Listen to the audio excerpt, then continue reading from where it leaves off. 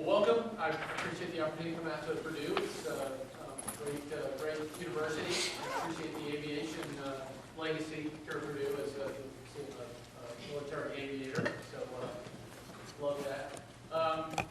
As Libby said, I'm going to talk a little bit about my background in innovative tech and some of the work that we do with universities. But I want to spend a fair amount of time just talking about startups in the university environment, whether it's faculty founded or startup founded or student founded or some other model. And get to some of the considerations, some of the things that prospective faculty entrepreneurs need to think about along the way. But I'd like to leave plenty of room at the end for comments or discussions and engage in whatever types of discussions you folks want to get into.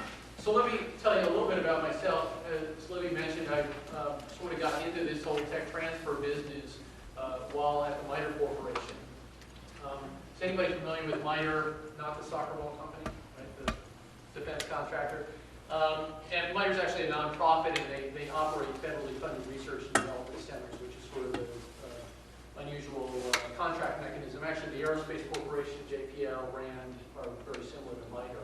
MITRE's pretty big, about 7,000 people, and I spent almost 12 years there. Was actually involved in a spin-out from MITRE from the aviation division when I first came in there because of my combination of my being a former military pilot and the MBA and some work I've done in the private sector.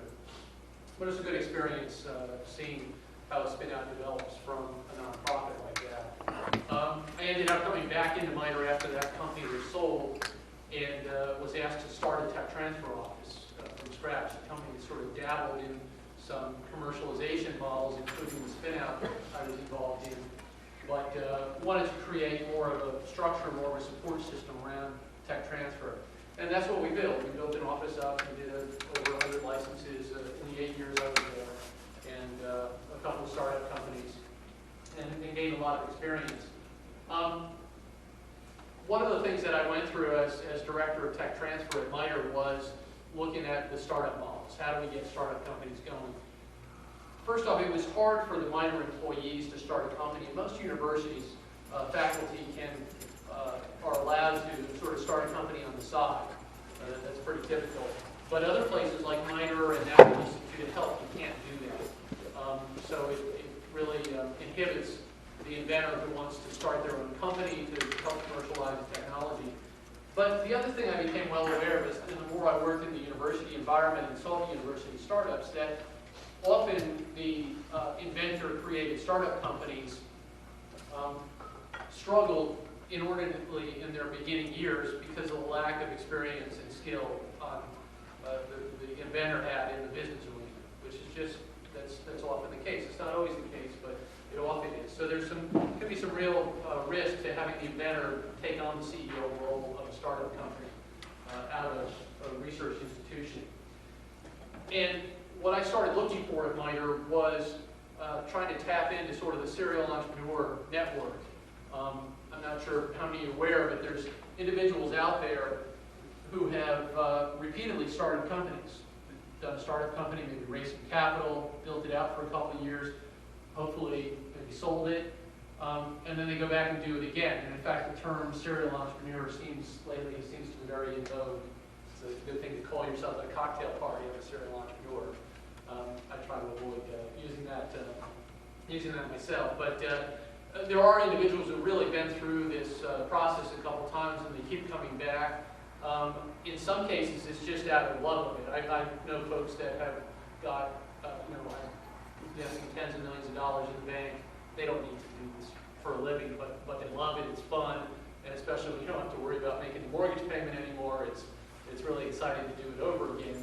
And then there's other folks that have had some success, but not, sort of built that retirement fund who are just looking for that big hit, and they're really fired up, and they have the experience now and they're on the block.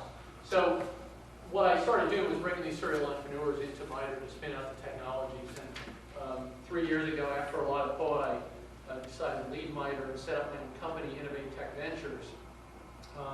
And to a large degree, we take that model now and apply it to multiple universities. You see a list of some of the university clients we've been growing pretty rapidly, and there's a couple more that aren't even listed up there. I'll tell you very briefly about this sort of entrepreneur match model. And it's been working well. On the bottom of the slide there, you see some of the startup companies that have resulted from the program, from the work that we've done. And they range from a couple in the educational area, kind of software, and a couple in the life sciences and defense sectors as well. So I'll tell you a little bit more about that particular model. But actually, first let me mention, if you're not familiar with the university sort of tech transfer environment and startup companies, I'll give you a little bit of data. In some senses, it's a fairly big industry. First off, the universities that report into Autumn, which is an association of sort of tech transfer professionals. So out of the universities that report in, which is not only universities, there's over $50 billion worth of research going into those universities. So it's a pretty big pool of sort of inflow of research dollars into those institutions. And as far as the outflow goes, there's around 600 startup companies a year created at those universities. And again, it's only the couple hundred that report into Autumn that create 600 startup companies a year. And in the last report I was able to look at, 2008, there were 3,881 of those companies still in operation, still going. And I've seen some statistics that claim that the rate of success of university-based startup companies or startup companies spun out of universities is significantly higher than the rate of success of your average startup on the order of magnitude of 10, maybe even 20 times as successful. Now that's bearing in mind that the majority of startup companies in our country do fail. That's a simple fact of life. But the argument's made that university startups have a much higher success rate. So it's really an interesting interesting market space to look at. So very briefly, and I'm not going to elaborate on our model here, our service model is to go and work for tech transfer offices, actually work under contract with them, help the tech transfer office identify some technologies in their portfolio that have some startup potential. And one of the caveats, and I was talking to Olivia and her staff earlier today, is it doesn't have to be the next Google. Often if you bring a technology to a venture capitalist, at least a traditional one, and show it to them, the thing they're looking for is that opportunity to cash out of that technology in 7 to 10 years, somewhere in the hundreds of millions of dollars, or better yet, billions of dollars. And most technologies don't really fit that criteria, at least not on the surface. But with our program, we identify a whole range of technologies, even smaller business opportunities. And then we have a network of serial entrepreneurs that I've developed over the years, and we have a set of relationships where we constantly get new referrals in. So law firms, accounting firms, various networks, where an individual will exit a company and then get referred over to us to look for the next opportunity. So we comb through our clients' technology transfer portfolios, identify candidates for startup companies, help to sort of package up the opportunity. And it's really important before we put these opportunities in front of the entrepreneurs that we do some market research, and we're able to talk to the entrepreneurs about what the business opportunity is. And sometimes that's very different than the technology, what the technology alone is. But how might it go to market? What's some evidence? What are some other companies that have entered that similar market space? How have they raised capital? Have they had an exit? So we'll look at a series of that data and then put the opportunities in front of that network that we have, and also do some sort of directed matching. So the network's small enough that we have a good understanding of who the individuals in that network are, and we'll take specific opportunities and contact somebody that we think might be a good fit for it. And again, that model's worked pretty well. We've had, in the past 12 months, we've generated 6 startups through that model, but another 5 are in the due diligence process. And that's based on about 8 clients that we had up to that point. We're up to about 12 or 13 right now, and bringing in new technology. So the model seems to be working well, and the universities are happy with it. In addition to that, I've been co-founded 2 startups in the past 3 years, and worked on raising capital for those. So we're not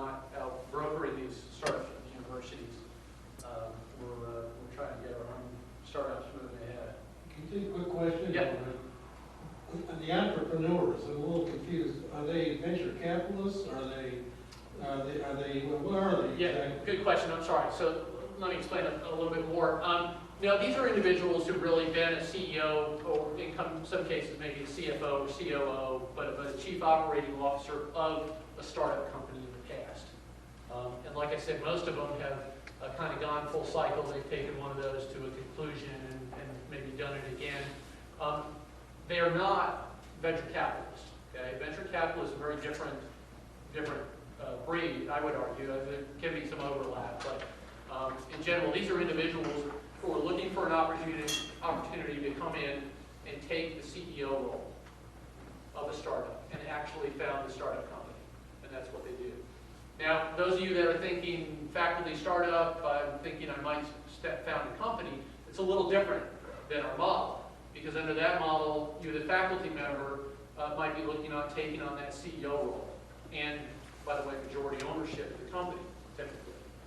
Our model is different. The entrepreneur is the one that takes majority ownership, and the CEO role, very often the faculty, the inventor, maybe even grad students, will take some minority share, but probably keep their job at the university. So, alternative. And I'm not here to tell you that one model is always the better model. It's not the case. You have to look at each situation, but there's some pros and cons. About 10% of the entrepreneurs in our network are also angel investors. They've been financially successful. They make investments.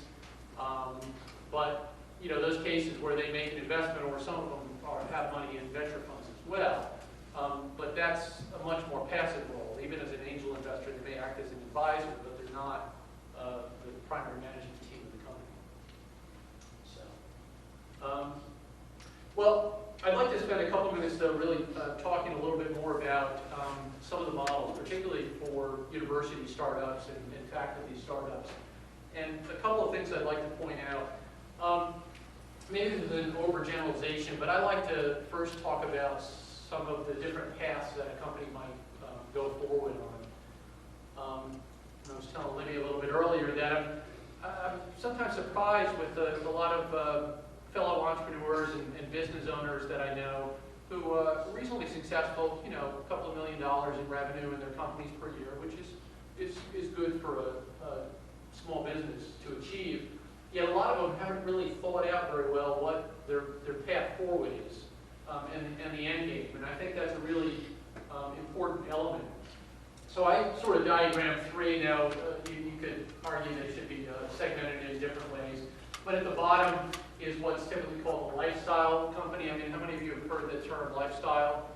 People throw that around a lot. And, you know, really what you're talking about there typically is something that either full-time or part-time you do. It produces some revenue, some income. It's typically very centric around the individual who created the company. So typical is a consulting business, right?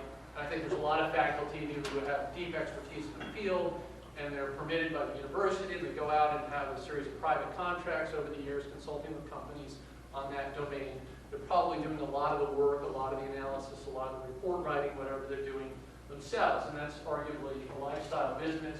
I've seen other folks doing blogs.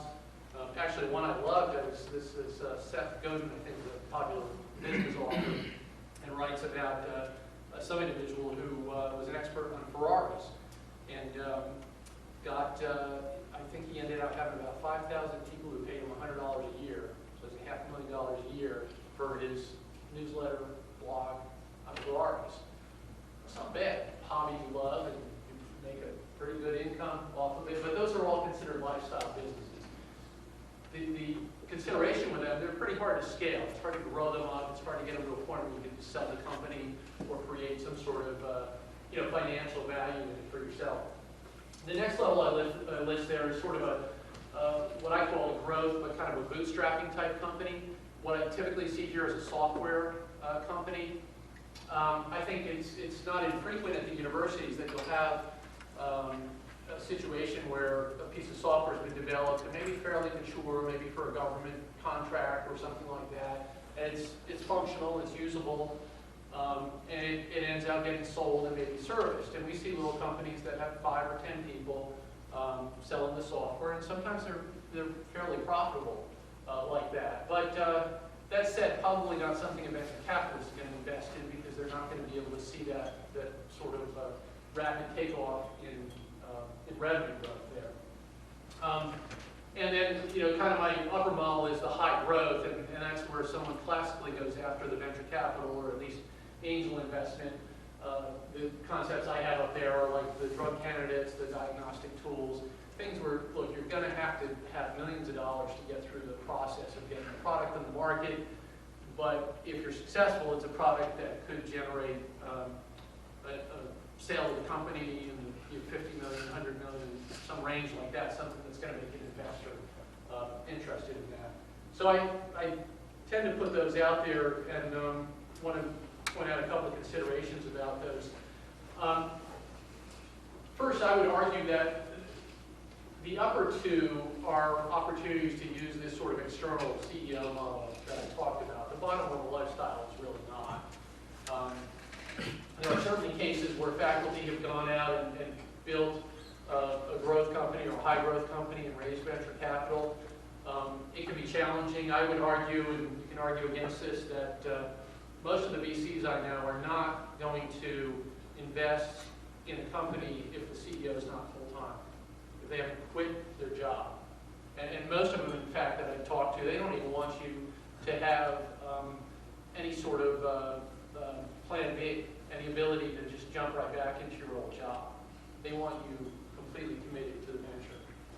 So that's why those at times it can be very appropriate to use an outside CEO or entrepreneur for the company. The other thing I just want to mention briefly on this model is sort of transitions from one model to the other. It's not, it's fairly common for somebody to move kind of up the chain. They start out with a lifestyle business and they move into some growth. They start with a consulting practice but end up selling some sort of software and maybe even move up to the high growth model. So that is not only plausible, but in today's market, which is a lot more conservative on the investment side, it's almost expected. I think most, certainly venture capitalists you go to today are going to tell you that they really want to see you get some sales revenue in before they look at investing in your company. So it forces you along this path here. So that's a consideration. The caveat with that is the longer you stay in one of those modes, in my experience, the harder it is to move up the channel. So we see folks that have had a consulting business for 10 years and they really want to move into become a product company or something like that, and it becomes quite challenging. The culture of the company is all about the consulting service that they're doing. So anyway, there's a couple of thoughts on some business models and some implications, and I'm going to come back to this model in a second. The other thing I want to just mention briefly are some of the factors that we look at when we look at either startup opportunities or the path forward for a potential startup company. Now the truth is you could start talking about all the categories in a classic business plan here, and we could have them all day like this or a couple of days, but I won't do that to you right now. Here's a couple of things we look at on the technology side. We're looking at the maturity of the technology, the market potential. In general, I see a real trade-off there. If you've got an immature technology, maybe a drug candidate, therapeutic diagnostic tool, something like that, a lot of clinical trials to go through yet, but there's a big market for it. I was telling the OTC staff about one out of Georgetown, which is a Lego modeling. It's an injectable which can dissolve fat locally, as well as another component which can grow fat locally.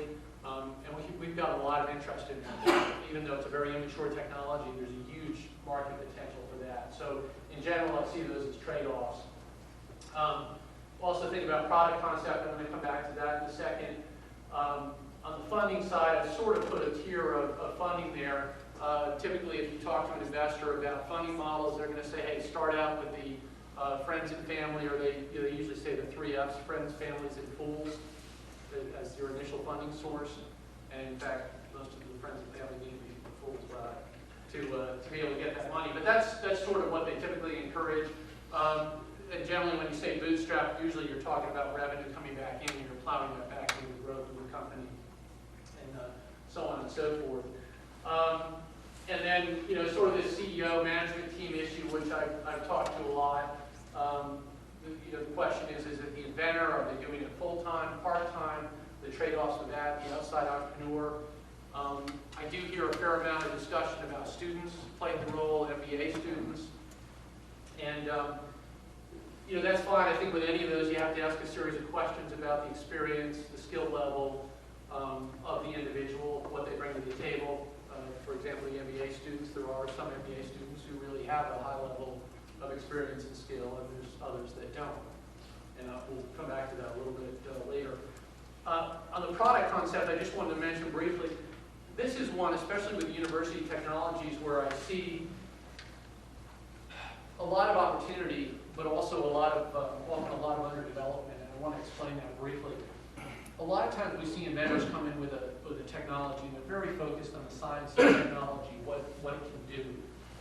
One of the examples that I talked about with looking at the group before was at one of my client universities. The tech transfer office came to me and said, we've got this landmine detection technology, and we think it's great. And we've been bringing it to venture capitalists, and they keep throwing us out.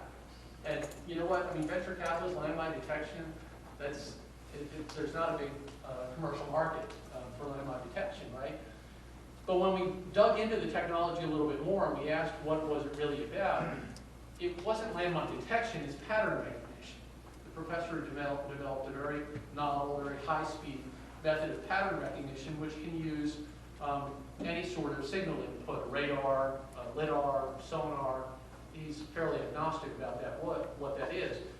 And when we did some more development on the project and talked to a number of entrepreneurial and investor type folks, we came to realize that the real exciting product concept for that technology was probably in the medical space, like used for with sonograms for detection of particular diseases in the body and so on and so forth. The landmine detection was just an application. It happened to be where he got $2 million of funding from DoD to develop the technology. But what we had to do was move away from the sort of the science and the research application of technology and move out to a broader set of product possibilities. We're far more likely to raise capital for that opportunity by focusing on a life science application of technology than we are a defense sector. So I think in that sort of big bucket of what's the product concept, and really tied in with that is what's the sales concept, who's going to buy it, how are you going to get it to market. There's really a pretty big mix of questions that can be answered there. But with that, you can really turn something from maybe what appears to be a science project into a big product or business opportunity. So, briefly, I'm going to come back to my three models here and just sort of matrix them across the three bubble categories that I had listed there: technology, CEO or management team, and funding. And probably most of this is fairly obvious to you, but just looking at what is kind of a typical match, in the lifestyle business, what we usually see is a simple product or service, straightforward sales channels. What I think are great opportunities is when it's a software product, for example, that's sold into a domain, maybe a research, or better yet, an industrial domain, where the inventor faculty member is a known expert in that field. And that can be a pretty straightforward opportunity because it's not a very difficult marketing and sales job for them. So that's a good opportunity.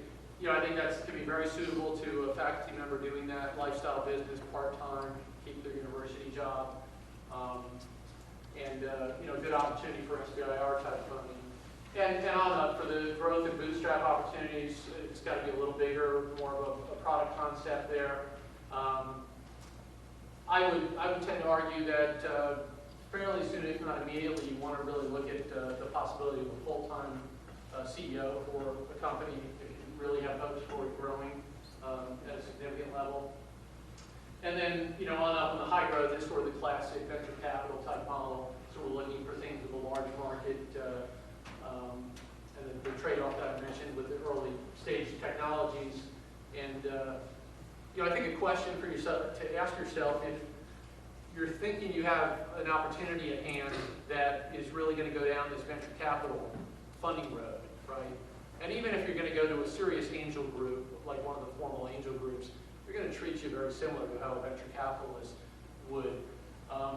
You have to think about, or ask people who have experience, what is that group going to expect from the CEO? What level of experience are they going to want out of that individual before they invest hundreds of thousands or millions of dollars in that company? And really get an honest answer back on that before you sort of think about the CEO for that company. So anyway, just a couple thoughts on some of the different models and the implications of the models. One of the close to the last things I want to just put up here before we open it up for some discussion and comments are just a couple questions that I suggest, particularly faculty, entrepreneurs, ask themselves before they kind of go down that road. They're fairly straightforward. And the first is a sort of experience and skills question. And the caveat with that, I would say, make sure that you're giving yourself a fairly objective assessment. That's hard for people to do that. There are some online tests which probably have some degree of value, but I would actually suggest that somebody try to find some advisors who are very knowledgeable in the business realm, but will also give you an honest answer. To reflect back and say, I think your strong points are here, I think the weak points are here, I think your odds of raising capital are such and such. So, important consideration. The next bullet, personality, you could argue is very similar, but there's some big differences there. We're talking about issues like the risk tolerance. And by the way, occasionally people say, oh, entrepreneurs are risk takers. Well, and people say that about helicopter pilots too. I'm here to tell you, helicopter pilots are not risk takers, okay? We're risk tolerant, but we do everything we can when we fly to minimize risk. How many of you fly Purdue? So, okay. But talk to some of the pilots around. Believe me, you do not invite risk. You try to minimize it. And it's the same thing as the entrepreneur, but what you're doing is having a risk tolerance. I quit a pretty good job in 2007 at the Miter Corporation to start a company. And by the way, my wife doesn't work, okay? I've got 3 kids at home. So I was in a situation where I had to get this business running well enough to keep that family in the house, which we managed to do, fortunately. And, but I had to have a certain level of risk tolerance and the right personality match, and it's not easy. The other point I put up here about intensely focused on a single project, and I debated as I wrote that term, but sometimes you meet very creative, very capable individuals who like to stay with things for shorter periods of time. After 6 months on a project, they're looking for something else. And that works in a lot of realms. Certainly the research projects at Miter very often, were like that. You're juggling 3 or 4 different projects, and you work for a client and move on to another. But in general, in the business, you can't do that. You have to be able to say, okay, this is the focus, this is the goal. We're going to get through, phase 1 clinical trial and then go to phase 2, and practically spend every waking moment thinking about moving ahead towards that goal. It really requires an intense focus, and inability to apply that focus will often prevent the business from really moving ahead. So some important considerations there. Third bullet there is about the whole commitment issue, and very serious. When people ask me about entrepreneurship or starting a company, they say, when's a good time? I say, it's the same as when you ask people the question, when's a good time to have kids? There's no good time. Or to start your own company. Any point in your life you could look at it and say, okay, it's not really the right time. And reaching that balance can be a significant challenge, but you have to understand that before you jump off and start going down that road and try to raise capital or something like that. In fact, I have argued that I think for a faculty member trying to decide if they want to start a company, maybe and keep their job and start a company on the side and really grow, they really have big hopes for the company, I would argue to them that that is probably comparable to deciding to pursue a PhD in business, right? Because for some individuals, that's going to be a pretty big stretch as far as their experience and skill base. And while I don't have a PhD, from my understanding, that's a pretty intense effort. It takes a lot of commitment, a lot of time. and do that while you keep a full-time job, well, it can be done, but there's going to be other sacrifices. It's actually a patent attorney that I know fairly well, a young guy, who is now going for his PhD. He's already got, I think, 2 master's degrees. And he's fairly new in his practice, so he's probably typically working 50, 60 hours a week on the patent business. I don't know how he's doing it, but I think, I'm pretty sure he doesn't really have a personal life. He just doesn't have time for it. So, yeah, just have to recognize that starting really a growth company may require that level of commitment. So, and then the final point on there is the path point. And again, I mentioned this a little bit earlier. I find a fair number of entrepreneurs don't really sort of understand where they're trying to go with a company. And I think you have to ask yourself that question. Is this a company that you want to build and run for 20, 30 years? And that's fine. That's an admirable thing to do. What do you expect out of it at the end of that 20 or 30 years? Are you going to have paid yourself enough to build up a retirement? Are you going to pass the business on to somebody? By the way, if you get investors in, angel investors, VC, that company's not going to be run the same way for that period of time. They need an exit. They need the company sold. So as soon as you take on that investment, you've committed yourself to a path to sell the company, which a lot of people, that's not something they want to do. So you really have to understand those particular issues. And the other thing I want to mention, as indicated on the bottom there, is that the good news in this whole entrepreneurial space is that the university is really a great environment for it. And you guys have got the Office of Tech Transfer here, which is a tremendous resource. It's in their interest to see startup companies develop and be successful. So if you're not engaged with them already, I think we'd highly encourage that. Also, it's fairly essential to some degree on a couple of points. Often the university has a legal right to the intellectual property that's been developed, and I would advise you not to try to skirt around that. Sometimes people get away with that for a period of time, sort of take it out the back door. But if you ever get a serious investor or you ever try to sell the company, it will all backfire. If they find out that the intellectual property is not cleanly owned by the company, it's just not going to go anywhere. So that's not advised. But the tech transfer offices also front the patent cost for the technologies or other intellectual property protection. And that's really quite an important piece in there. And that's not something that's just casually done by an individual. So, and there's other assets. We're here in the Center of Entrepreneurship, and I don't know a lot about the programs at the university, but I believe you have a Small Business Development Center. So a lot of resources around the university. Utilize those, leverage those. It's a tremendous advantage. So that's the end of my sort of prepared slides, and I'd be happy to just kind of open up any discussion and debate or whatever questions right now. Do you have any questions? Yes, I appreciate your talk, and but I was not expect that to come in. Okay. And but you say entrepreneurship. Do you think that one CEO be one entrepreneur company can be a CEO, good CEO for another? I don't think so. Not for entrepreneur, unless they just want to start a company. They have nothing, just want to make money out of seeds grow. Entrepreneur requires dedication and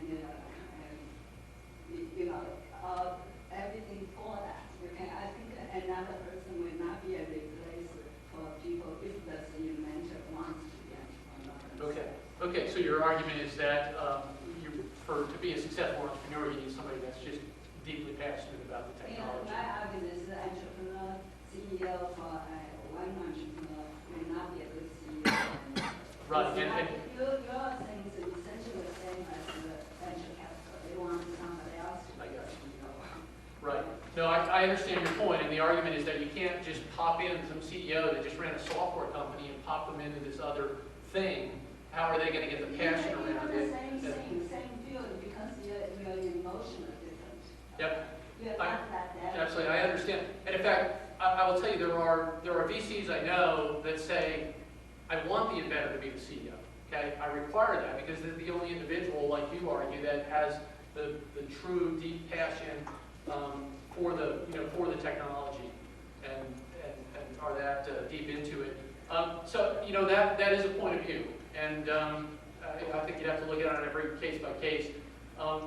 I would argue that what we end up doing with our Entrepreneur Match program is bring in somebody that has a very broad set of business skills and experience, and couple them, partner them with the individual that's got that deep vertical knowledge, and the two of them working together in a team can be very effective. That's my argument. I think that would be better. If those you changes say not to necessarily take the CEO position, maybe just say supporting you. For the your company. inventor to do that. Yeah, and I'm sorry I probably didn't explain well enough. That is typically, that is almost always the model when we do these matches. The inventor stays involved with the company, with the technology. I've not yet seen a case where the company can succeed really without that involvement. So. And also, do you financial? Do you provide financial? Provide funding, yeah, good question. We don't at this time. We're really a service company.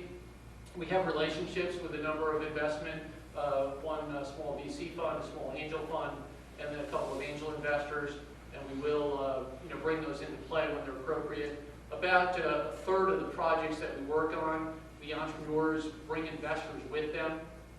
It's another asset they bring to the table, but these are they're a set of investors that they've worked with already in the past. They've made money for them. They'll bring them in. They'll actually conduct due diligence on the technology together. And when they make a go decision to go and start the company, it's a yes on the CEO position and on the first round of investment. So that model can work well. But that was a good point. Other questions, comments? Your group of serial entrepreneurs, I bet some of them have worked with university startups, maybe some have not. And the ones that have not, what are their perceptions after they get involved with the university environment, positive or negative? And Yeah. which of your clients have done the most, have been innovative in trying to bring more positives and negatives to that experience? Right. No, that's a great question. And one of the interesting things, and I didn't realize this was going to be the case until we kind of got down the road with it, but I'd say the vast majority of the entrepreneurs, maybe 90% of the ones we deal with, haven't seriously thought about licensing from the university, and they don't understand. I get basic questions like, who owns the intellectual property? Or is the university going to expect 50% ownership in the company or something like that? So it's interesting. It tells me that our serial entrepreneur community is not well educated on the university environment. And I'll be very honest with you in answer to your question. Their perspective is mixed. They like the deep technology base, the high credibility of the inventor, which is generally the case.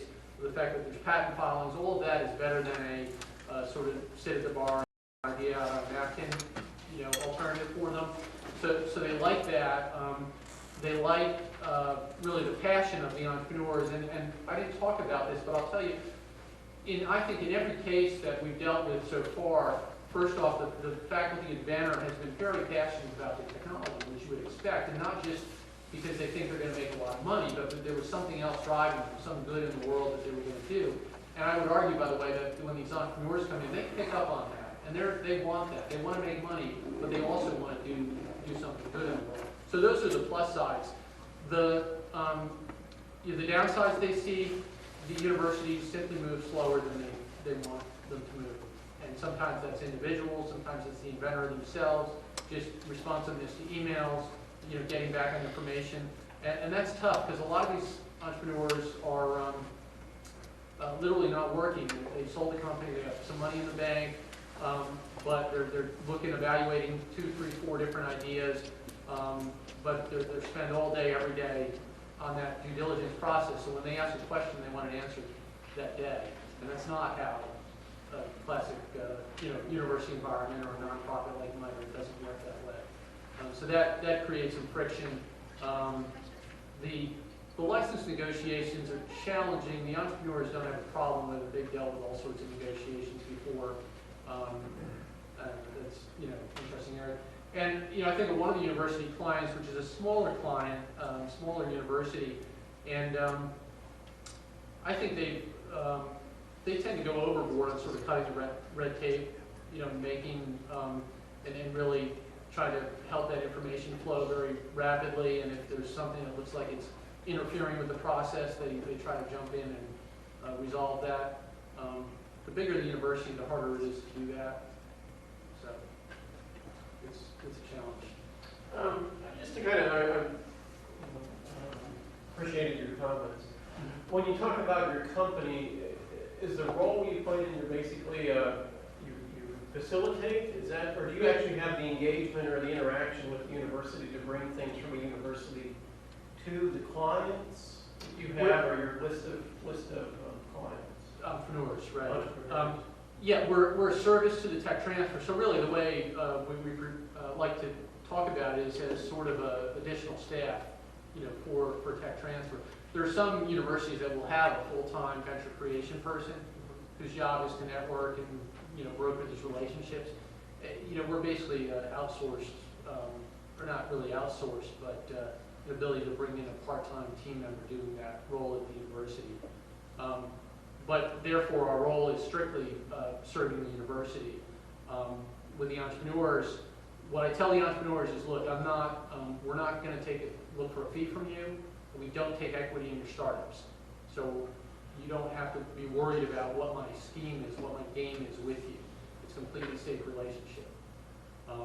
We strictly work on behalf of the university, brokering that relationship. But then when it happens, if we use this entrepreneur match model, the entrepreneur ends out creating the new company and negotiating the license with the university, and my company's not part of that.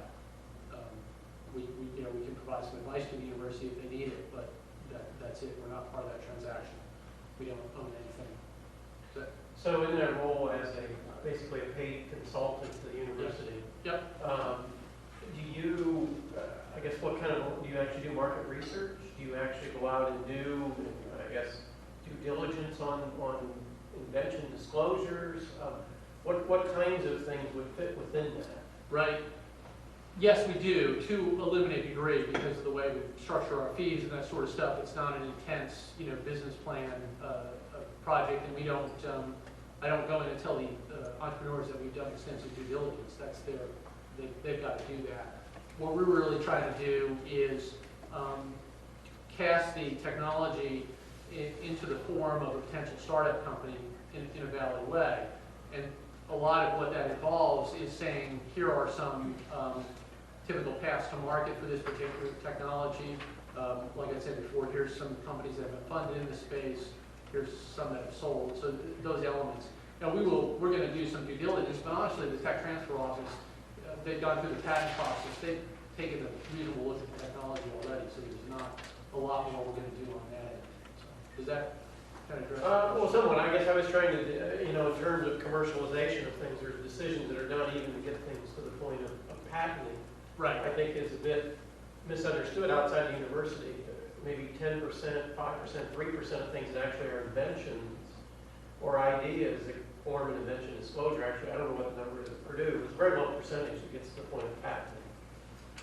And I don't know. Yeah, well, probably a little higher. I think a significantly higher amount would actually go down to patent. But you're right, there is a triage process that most all universities have that. We don't play extensively in that. There are consultants out there that'll just do that. We do use the feedback that we get to let the tech transfer office know. I was talking about a project we were working on, which was a reuse of a drug, for a medical condition, and we ran it past some of the entrepreneurs, and they came back and just real full of holes. Yeah, I think legitimately. I think the university would drop that whole case, but they're way beyond the triage process. They've already filed a patent. It's too late. So we don't try to play in that earlier game. And then specifically, the last question is related to the industry focus. Yes. I picked up on three, I guess, that I kind of saw here: the medical, the educational, and the military. Yeah, it's a good question. So we try to stay pretty open on the focus, in large part because if I stay with hard science, which is kind of my background in software, we eliminate too many client opportunities. Most universities have some life science, so we try to be open to servicing any. Well, that said, when I look at the combination of who are the entrepreneurs we have in our network, what are the areas that they're looking for, and what do we see working, what do we see getting funding and moving ahead, and what don't we see right now? It comes down. So in general, medical devices, you know, if there's a reasonable market argument for them, we've had pretty good success with that. Most things in the software area, again, if there's some reasonable market, and it could be a defense sector, you know, federal government or commercial. Most of the stuff in the software, we're able to get somewhere with that stuff. The pharmaceutical drug therapeutics is mixed if there's a strong market for it, maybe pretty strong intellectual property position on it. We've had success, but that's a little riskier area. You know, the problem with a lot of the pharmaceuticals is you're looking at raising tens of millions of dollars, you know, just to get yourself in phase 1, you know, and then phase 2 clinical trials. And until you come out of phase 2, there's probably no value, no exit opportunity. It's very risky, and right now the investment market is just doesn't have a good appetite. You know, and then some other things we've worked on. We've tried to do some stuff in electronics, LEDs, things like that. We just haven't gotten anywhere with those. So, yeah. Other questions, comments? Yeah, I was curious about your personality question. Yes. Because as I keep hearing that the good entrepreneur is someone who dives in and swims around for a pretty long time. Right. I'm trying to understand what advice you would give for someone who really doesn't like to do that, but generates lots of ideas. Right. Because it seems like there are a lot of these companies that have part of the idea and need some other connection. How do they do that? Do you have advice for people who don't want to do something? Sure. And by the way, I think recognizing that, and I like situations where I meet with the faculty and, okay, you know, great idea or whatever, but they say, look, I don't want to start a company. I don't have the right skills, or I have, you know, the rest of my life right now, I don't want to do that. Then that's fine, because they've recognized that and we've done. So, you know, one opportunity is to team them up with somebody, and we've seen situations where you have somebody who's really good at the, you know, the deep dive, intense, you know, the focus, all that sort of stuff. They have all those skills, but they don't necessarily have all the novel ideas. And you get that part. I think that's a great, whether that's a CEO of a startup company or it's just a friend relationship with an entrepreneur. You know, I would encourage somebody to look at networking opportunities and try to meet, you know, entrepreneurial type people. So I think that's a model. What we haven't talked about on the licensing side, most of their work is not startup companies, it's licensing to existing companies. And that's a you know, a very viable path. And in fact, for some of the things you mentioned, if the technology is taken far enough to interest an existing company, that's probably a more viable approach. And there's probably, I don't know if you have them, but there's certainly in Banner faculty at a lot of universities that may have generated 3, 4, 5, 6 different licenses to, you know, to existing companies, because they're just, you know, they're just idea generators. And again, I mean, the caveat with that is, I very seldom is a company going to be interested in an idea that is only incorporated in a paper, right, or a published paper or something like that. It's probably not enough to generate sufficient interest in license it. That's in the back. So that's true or You not. mentioned, Autumn, on the startup relative percent of deals coming out of universities that are new enterprises. Even the top 1, 2 universities that are spitting out the most startups, even if you don't normalize that on research expenditures, it's only, it's less than 20% of the total deal flow is a new enterprise, and that's across the board, and it goes down from there. Yep. That's the average. And I try to be careful when I look at technologies. If it's something that should be straight licensed out to an existing company, on one hand, we're not, you know, I'm not going to push and say, yeah, it should be a startup company. Now, I'll give you a caveat with that, and I talked about this before. Way back when I was at MITRE, we had an interesting technology that we showed to Cisco, and they got pretty interested in it. But basically, the message we got back from them was that we buy companies, we don't license technology. So, well, but think about it, and it's been explained to me this way: if you're a big corporation, right? If you could be faced with a choice. Either you go license in 50 new technologies, right, and you invest in the further development of each of those and see which pans out, which is a pretty big endeavor, pretty big risk. Or you look at the market space and look for, some entrepreneur who's taken a couple of those technologies out, got it out the door as a product, got some initial sales in the door, right? They don't have the capability or the cash or the market channels to really, get the sales out there the way a Cisco could. And you walk in there and write them a check for $20 million. And the entrepreneur's thrilled, and Cisco's bank account didn't even, yeah, I mean, I'm not picking on Cisco, but some of those companies are sitting on billions of dollars. So I think the logic for certain companies to acquire instead of license is pretty plain. And my point is that I think there's some cases where we look at a technology and tech transfer and go, that really should be licensed to this, one of the big companies in this particular market sector, but you can't get the retention. And sometimes the way to get the retention is to get it formed into a real company that actually sells products. So, other questions or comments? I also want to provide some Yes. information. For instance, many people look at the university, if they have technology, mostly science and engineers, okay? Yes. They have plenty experience as a small business owner because they have to apply grants, they have to hire good people, they have to, so they have those experience. Maybe the technology transfer people doesn't feel that way, but they do have this Yeah. experience. So it's a good argument is that a lot of the faculty members have a lot of small business experience. And I agree with that. In fact, one thing I think is interesting about the university is that, and I've come to learn this over time, and it appears to me that faculty, particularly research-oriented faculty, have to be very entrepreneurial. Apparently, you guys don't sit back and just collect salaries and do whatever research you want. I see you guys having to go out after grants, and you've got to network and pursue those. Also has to be able So- to sell. That's how Right, you get the grant. You have to be Salesperson able to is you sell. just sell to get the grant. So absolutely, I agree with that. I would caution though, I think you have to distinguish that there's a certain set of those skills which are kind of small business skills, which are fine. And then to really have a growth company, to be able to go pitch and raise capital, there's another set of skills which differ between the two. And I think you have to But be maybe careful. you can support, you can maybe financial